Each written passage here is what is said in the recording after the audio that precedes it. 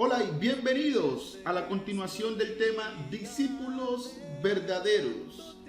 La prueba decisiva para ser cristiano, el todo o nada. Estamos en el tema número 6 del viaje espiritual, el camino al Padre. Bienvenidos a la lección de hoy. Voy a la ciudad de paz y luz, la ciudad donde Jesús. Vamos mirando lo que cuesta ser discípulo de Jesús.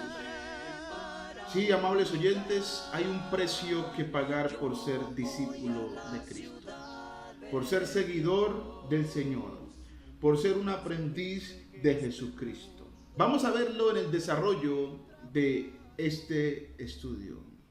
En primer lugar, lo que cuesta seguir a Cristo son las comodidades que ofrece el mundo. En el evangelio popular y lo que mucho se habla acerca de Jesús es que con Jesús todos tus problemas de esta vida se van a solucionar. Ven a Cristo y para de sufrir. Y está entonces la idea entre muchos que el ir a Jesús significa necesariamente estar bien, sin problemas de esta vida, sin problemas de salud, sin problemas económicos y en un estado de tranquilidad. Pero, amables oyentes, debemos conocer al verdadero Jesús. Debemos conocer lo que Él nos ofrece y lo que implica su verdadero camino. Comencemos con Lucas capítulo 9. Los versículos 57 al 58 nos dicen lo siguiente. Yendo ellos, uno le dijo en el camino: Señor, te seguiré a donde quiera que vayas. Esta podría ser la afirmación más valiente, loable que podamos nosotros encontrar. Te seguiré a donde quiera que vayas.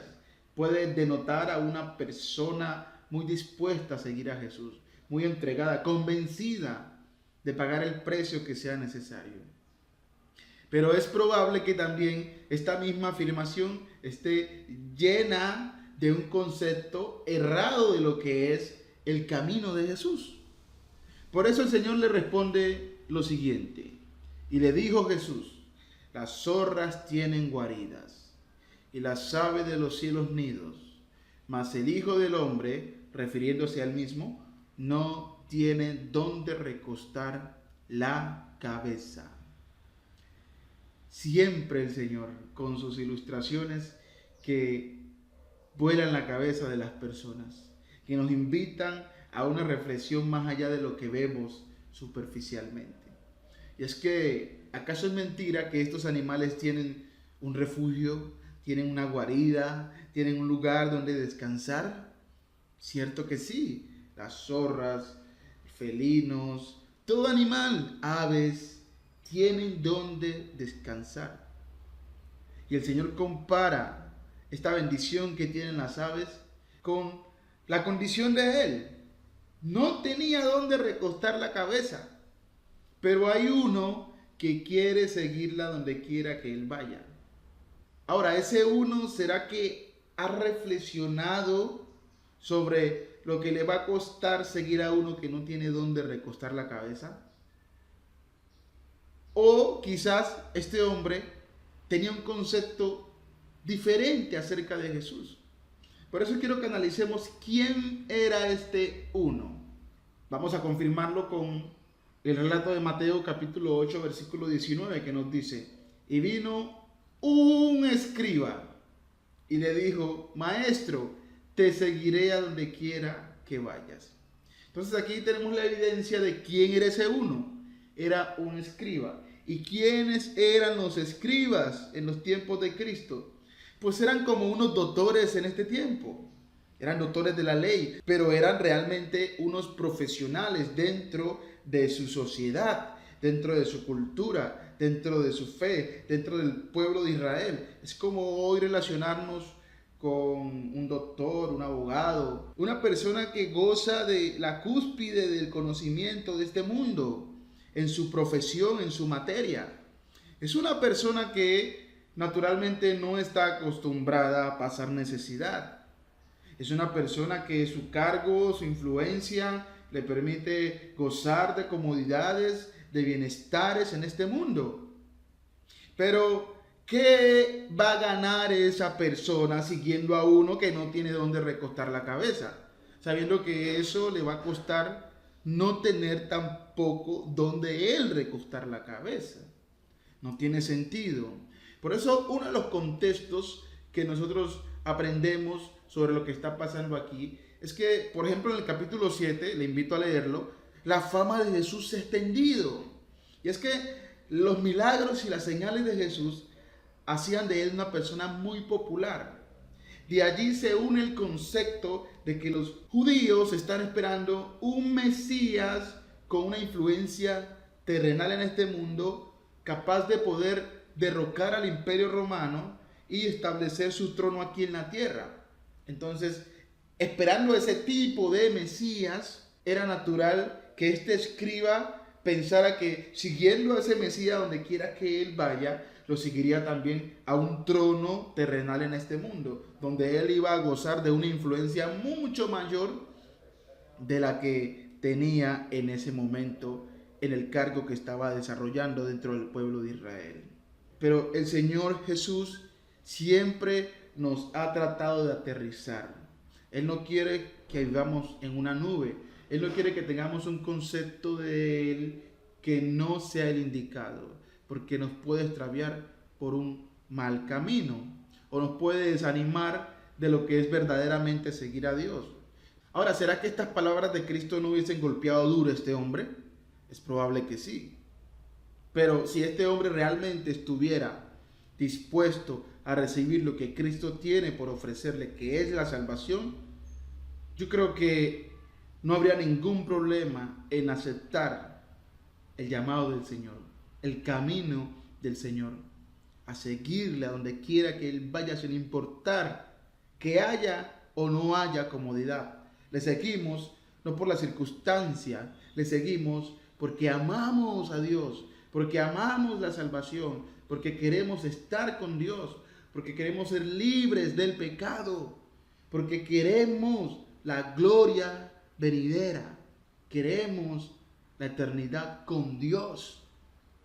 Ahí están los propósitos grandes, sublimes de seguir a Jesucristo a donde quiera que Él vaya. Porque con Cristo o sin Cristo, en este mundo todo hombre va a tener o no comodidades. Pero tener o no comodidades sin Cristo resulta una vida sin sentido e irrelevante para nosotros alcanzar los propósitos de Dios. Entonces, ¿qué es mejor? Aceptar el llamado de Cristo tal cual Él es, tal cual su propósito en este mundo, salvar lo que se había perdido. Y ya, que tengamos o no comodidad, eso dejémoselo a Dios. Dejemos eso a la circunstancia, de donde Dios nos va poniendo según sus propósitos de que los hombres se salven. Pero ese es el primer reto que muchos hombres deben enfrentar, las comodidades que ofrece el mundo. Entonces, es normal que muchas personas se acerquen al Señor Jesús por motivos superficiales y diferentes al que Él nos llama. Por ejemplo, Juan capítulo 6, versículo 26 dice: respondió Jesús y les dijo: de cierto os digo que me buscáis, no porque habéis visto las señales, sino porque comisteis el pan y os saciasteis. Vemos a estas personas que en su búsqueda de Jesús, dice, me buscáis, en su búsqueda de Jesús estaban más enfocados en provisiones de este mundo que en verdaderamente creer que Él era el Salvador, que Dios les había prometido. Y esto mismo hoy se refleja en la humanidad.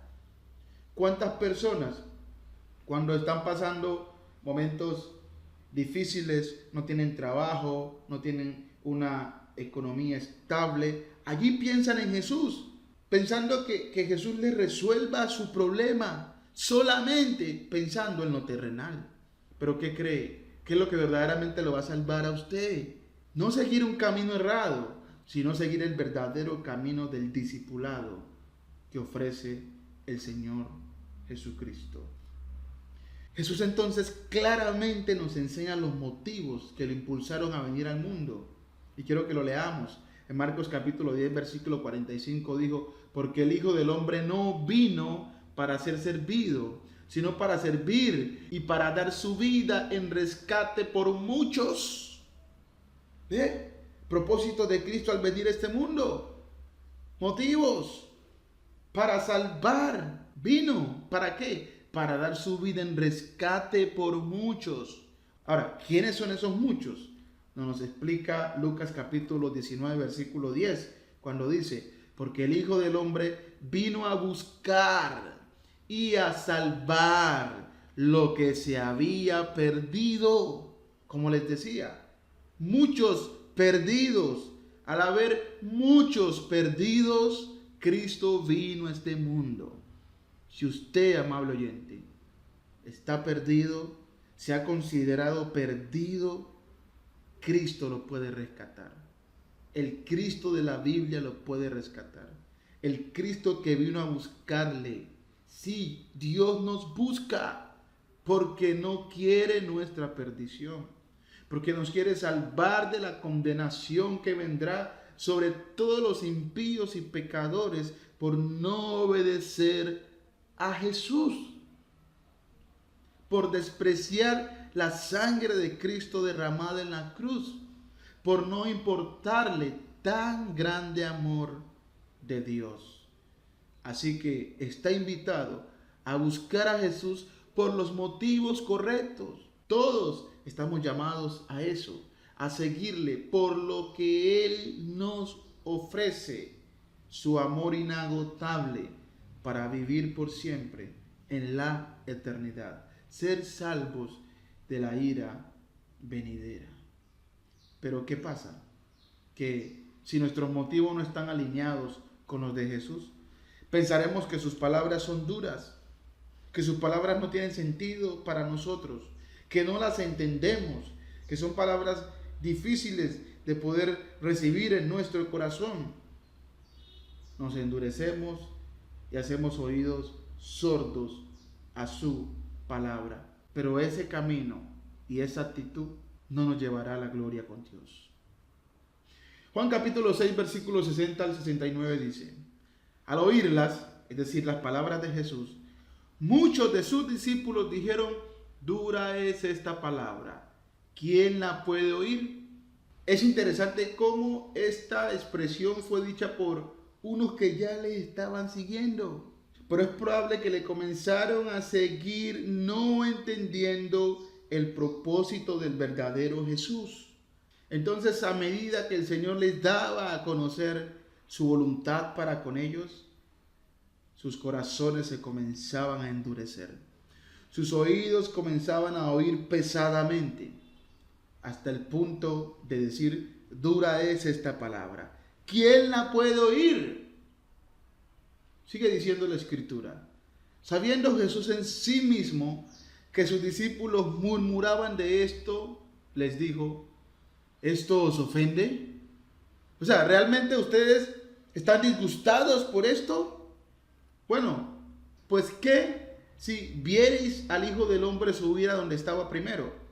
Parece ser que aquí la cosa se puso más difícil. Porque lo normal que uno esperaría es que el Señor comenzara a razonar con ellos. Bueno, ¿qué les pasó? ¿Por qué no entienden mi palabra? ¿Por qué les parece dura? Pero no, el Señor aún aumenta más el grado de su enseñanza para poder discernir cuáles son los corazones que verdaderamente le van a recibir. ¿Qué?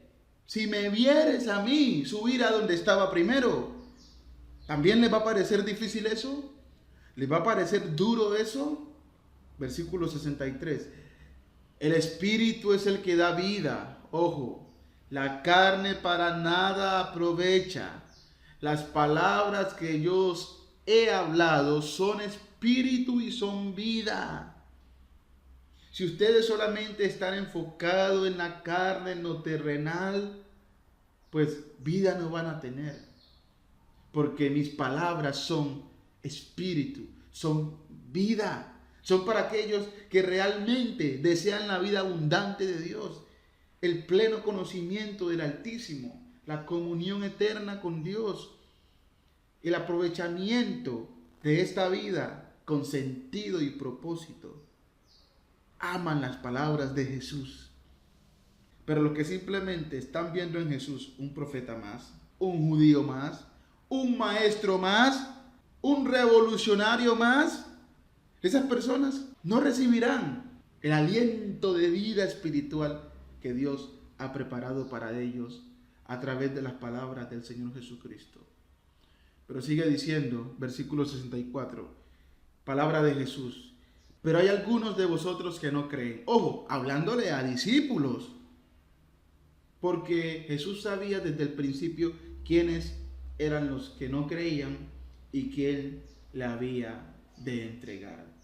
Hay algunos de vosotros que no creen. Parece que están allí, pero no creen. ¿Por qué? ¿En qué sentido no creen? No creen en el sentido de estar buscando en Jesús lo que Él les ofrece. Sí, están allí. Parece que creen en Jesús, pero en realidad creen en otro Jesús.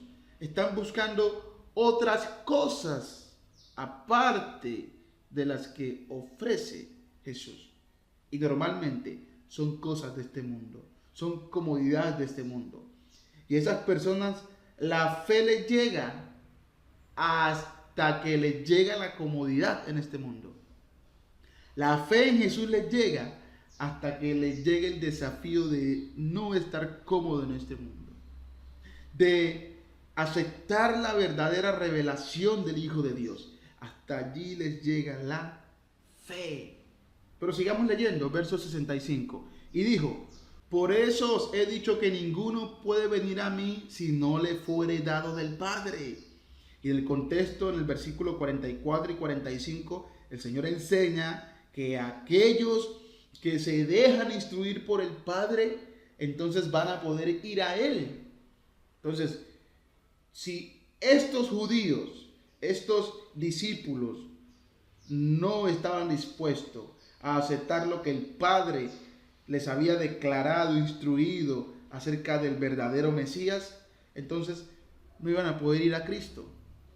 ¿Por qué? Porque los profetas hablaron del Cristo que iba a salvar a la nación, que iba a derramar su sangre, su vida por los pecadores.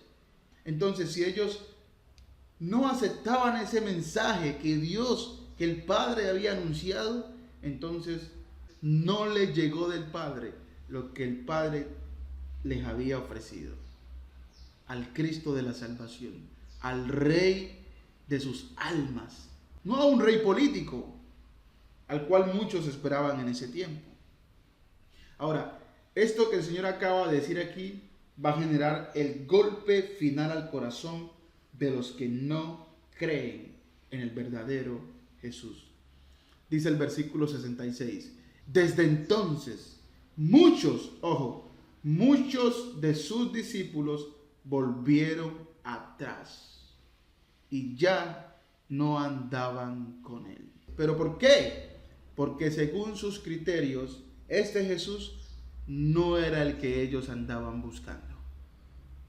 Pues ese Jesús no les iba a servir para sus propios intereses. Ahora, amable oyente, espero que el Jesús que usted busca sea el de su salvación. Y si hasta aquí ha llegado a escuchar este mensaje, le invito a continuar, a no quedarse atrás, a no volver atrás, a no desistir de lo más grande que hay, la salvación de nuestras almas. Versículos 67 dice: dijo entonces Jesús a los 12 apóstoles: ¿queréis acaso iros también vosotros? Este texto es crucial para aquellos que creen que Jesús está dispuesto a recibirnos de cualquier manera. De que no importa cómo sirvamos a Jesús, no importa cómo le sigamos, lo importante es que le sigamos. No, amable oyente, sí importa cómo seguimos a Jesús. Sí importa qué pensamos de Jesús. Hay gente que dice que yo sigo a Jesús a mi manera, pero no. A eso Jesús les dice, bueno, ustedes se quieren ir también, porque seguirme a mí no es seguirme a la manera de ustedes. Seguirme a mí es seguirme a mi manera, a las cosas que yo ofrezco, a mis palabras que dan vida y vida en abundancia. No de cualquier manera podemos seguir a Jesús.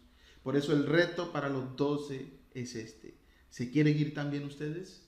Yo no tengo ningún problema, porque si ustedes no van a estar conmigo de corazón por lo que yo les ofrezco, pues que no estén. Y es lo mejor. Hermanos y amigos, si estemos de corazón por lo que nos ofrece. Es mejor la gente que dice, pues, esto no va conmigo y yo no voy más. A la gente que está y no está. Que parece que está con Jesús, pero no está con Jesús a la vez. ¿Por qué? Porque sus intereses son otros. Y el Señor no quiere discípulos así. No quiere discípulos que no se sepa qué pasa con ellos. El Señor quiere discípulos verdaderos. Note, discípulos verdaderos. Por eso respondió Simón Pedro, Señor, ¿a quién iremos? Tú tienes palabras de vida eterna. Y esto es lo que buscaba el Señor Jesús. Quedarse con los que verdaderamente quieren estar. Con los que verdaderamente entienden quién es Él. Aquel que tiene palabras de vida eterna. Sigue diciendo Pedro, y nosotros, los 12, hemos creído y conocemos que tú eres el Cristo, el Hijo del Dios viviente. Aleluya. Y alabado sea Jesucristo y sus palabras por los siglos de los siglos. Continuemos con el estudio. Porque lo segundo que cuesta ser discípulo de Jesús, aparte de las comodidades de este mundo, serán los lazos familiares. Muchas personas han tropezado, están tropezando y tropezarán en este precio que hay que pagar por seguir a Jesús. Continuemos los versículos de Lucas capítulo 9, ahora el 59 y el 60. Y ahora vamos a ver que el Señor Jesús va a hacer el llamado. Y dijo a otro, sígueme. Él le dijo, Señor, déjame que primero vaya y entierre a mi padre. Fíjense que en comparación con el anterior se ofrece. ¿Ya? Cuando el Señor le deja claro que seguirme a mí no representa comodidades de este mundo, es probable que eso generó un choque en todos los que estaban allí. Entonces el Señor quiere probar el espíritu de aquellos que han escuchado la respuesta que el Señor le ha dado al escriba. Y dijo a otro, sígueme. Pero aquí comenzamos a ver cómo cada hombre que quiere seguir a Jesús va a enfrentar precios diferentes. Unos se quedarán por las comodidades de este mundo, otros por los lazos familiares. Y bienaventurados aquellos que no tengan ninguno de estos tropiezos. Ahora, dice, déjame que primero vaya y entierre a mi padre.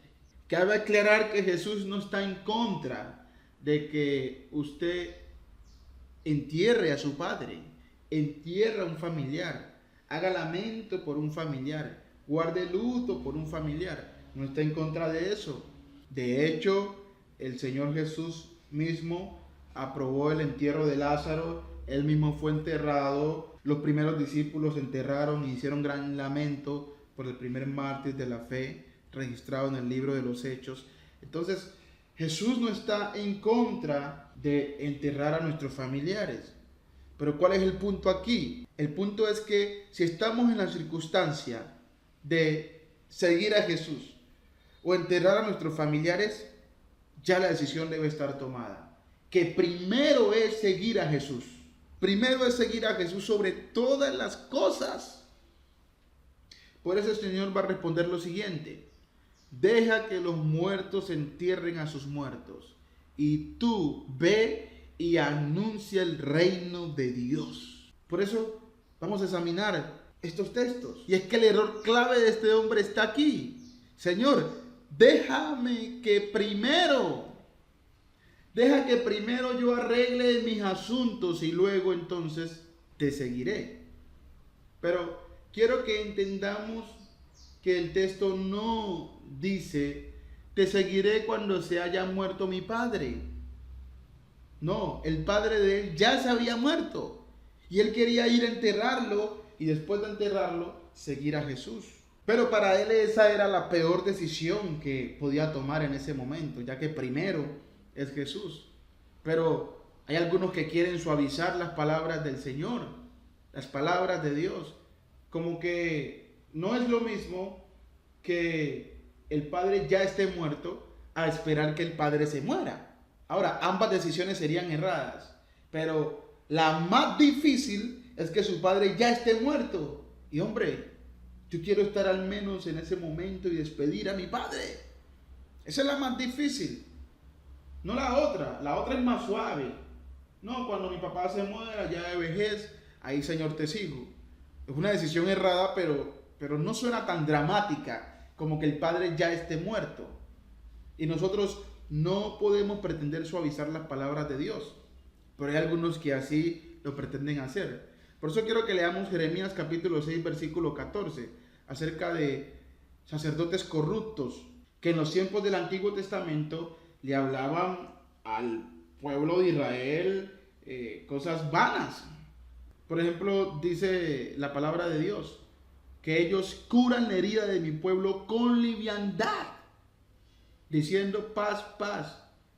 Pero mentiras, que no hay paz. Pero ellos que promoviendo una paz en el pueblo que no existía, un pueblo herido por el pecado. Ellos querían curar esa herida con liviandad, con pañitos suaves, como que no está pasando nada, tranquilos. Es como hoy, en cuanto al pecado, parece que todo está bien. Nadie protesta por el pecado, nadie habla del pecado, no hay huelgas por el pecado, no se para la ciudad por el pecado, no hay manifestaciones ni marchas por el pecado, pero sí para otras cosas. ¿Por qué? Porque en cuanto al pecado, paz, paz. Para la herida que nos deje el pecado ante Dios, paz, paz. Tranquilo, no está pasando nada, estás bien, tú eres una buena persona.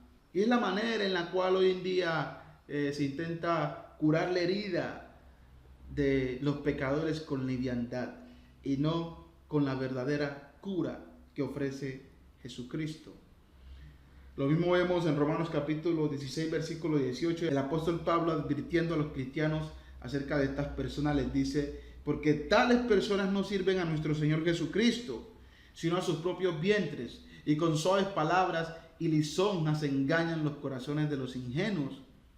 Por eso vemos mega iglesias con personas que simplemente son arrastradas con palabras de hombres, con promesas de hombres, pero que su pecado no es confrontado, su maldad no es confrontada.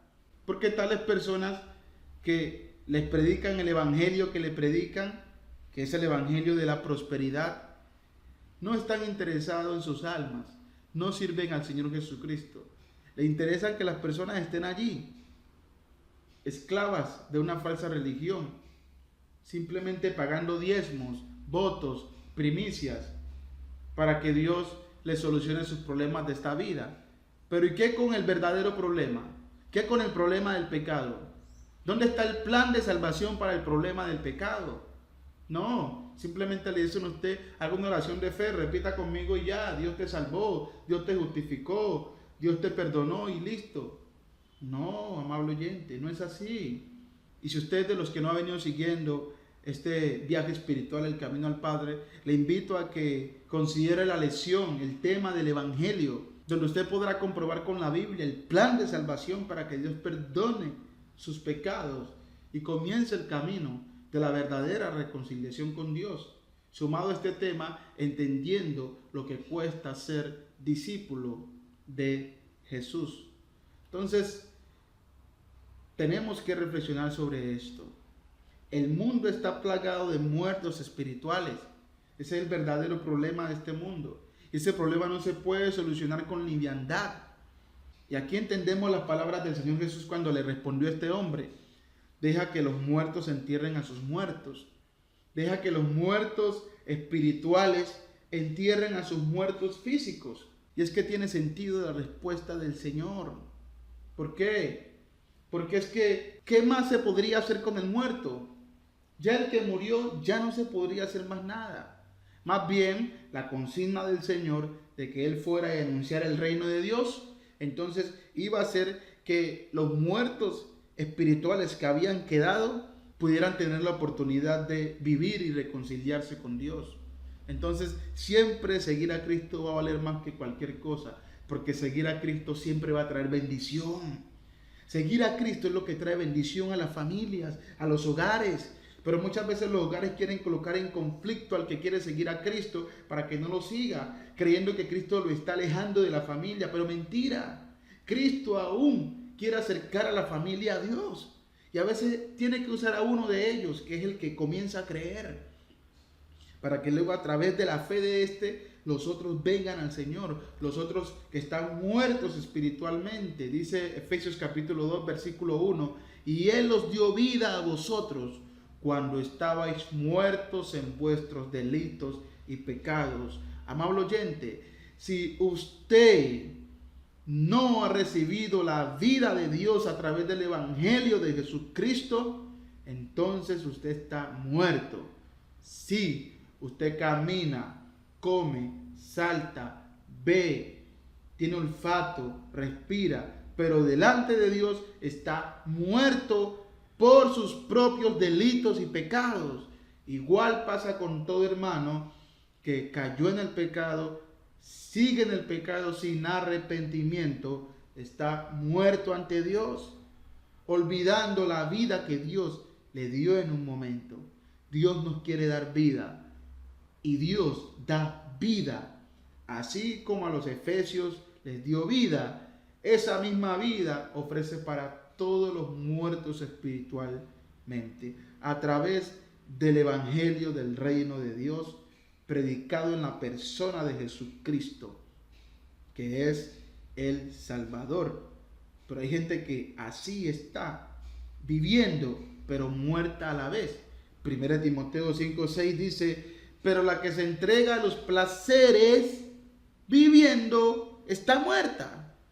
La gente la ve, habla con ella, comparte, pero delante de Dios está muerta, separada, está 3 metros bajo tierra, alejada de los propósitos de Dios, alejada de las bendiciones de Dios, separada de Jesucristo, anatema, en maldición, rumbo a la condenación eterna. Así está plagado el mundo de muertos espirituales. Entonces, cuando se trata de seguir al Señor y los intereses familiares, vale más servir al que nos va a dar vida. Seguir al que nos va a dar vida, para que entonces nuestra familia a través de nosotros pueda alcanzar la vida del Señor Jesucristo. Continuemos mirando palabras claves de estos pasajes. Por ejemplo, tenemos la palabra primero. Él dijo, Señor, déjame que primero. Ahora, lo que es primero es poner a Jesús. Eso es lo que Dios quiere que entendamos. Que primero es poner a Jesús. Porque Él es el que trae la bendición. La bendición no nos la va a nuestros familiares. ¿Qué bendición nos han dado nuestros familiares delante de Dios? Ninguna. Porque hombre pecador no puede salvar a un hombre pecador. Pero Jesús, hombre santo y puro, sin mancha del pecado, con una sangre preciosa derramada, sí puede salvar a los pecadores.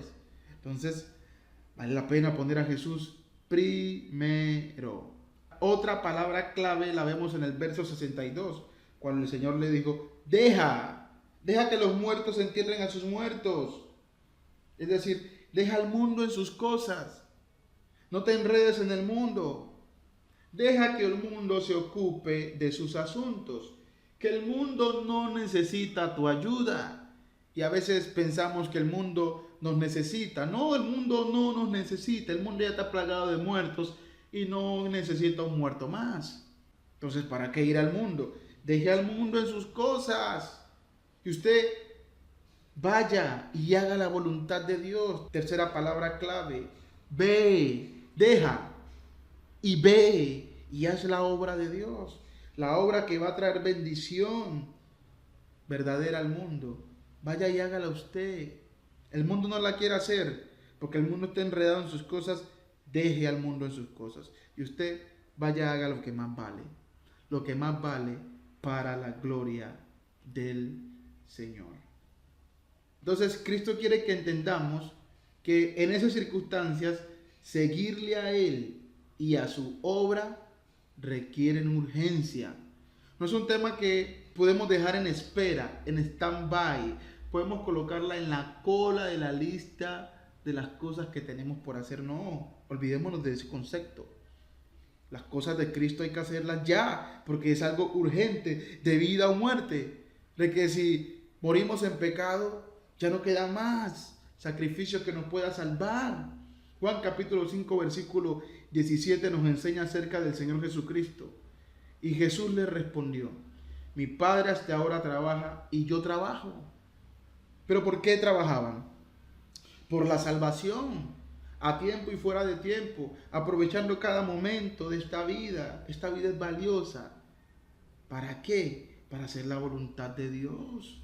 Juan 9, versículo 4 dice: Jesús, me es necesario hacer las obras del que me envió, entre tanto que el día dura. La noche viene cuando nadie puede trabajar.